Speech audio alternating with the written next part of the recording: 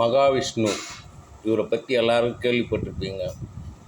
சைதாப்பேட்டையில் ஒரு ஸ்கூலில் இவர் மத போதனை பண்ணாருன்னு சொல்லி போலீஸ் அரெஸ்ட் பண்ணிச்சு.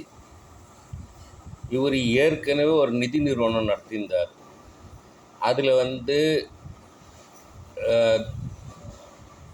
ஒருத்தர் ஒரு 6 பேர் பார்ட்னராக இருந்தாங்க. அந்த பார்ட்னர் 6 பேரில் ஒருத்தர் மர்மமான முறையில் இறந்துட்டார். அந்த பணத்தை அனாதை பணம்னு சொல்லி அடக்கம் பண்ணிவிட்டு 2000 கோடி ரூபாய் சொத்தை இவங்க ஆட்டையை போட்டாங்க. இப்போ இவர் வெளிநாட்டுகளில் நிறையா கம்பெனிகள் நடத்துகிறார். அந்த பணம்லாம் எங்கே போச்சுன்னு தெரில. அப்போது இவர் மேலே திருப்பூரில் இருக்கிற ஒருத்தர் கம்ப்ளைண்ட் பண்ணியிருந்தார். அந்த கம்ப்ளைண்ட்டுக்கு போலீஸ் ஆக்ஷன் எடுத்துச்சு.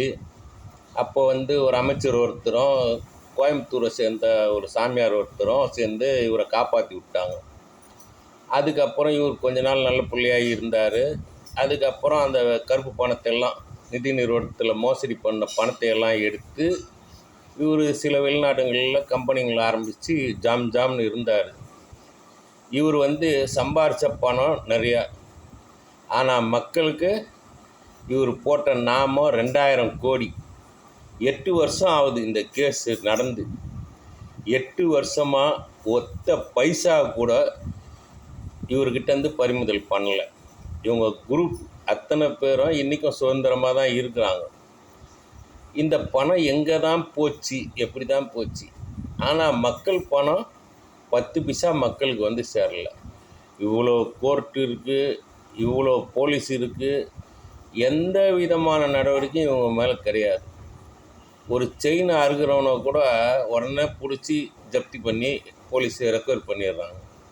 ஆனால் இந்த நிதி நிறுவனம் நடத்தின இவங்கக்கிட்டேருந்து ஒத்த ரூபா பிடிச்சாங்களான்னு கேளுங்க. ஒத்த ரூபா கூட கிடையாது.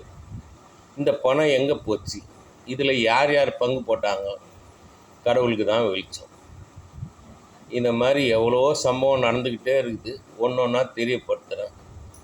இந்த வீடியோ நல்லா இருந்தால் சப்ஸ்கிரைப் பண்ணுங்கள், ஷேர் பண்ணுங்கள், பிடிச்சிருந்தா செய்யுங்க.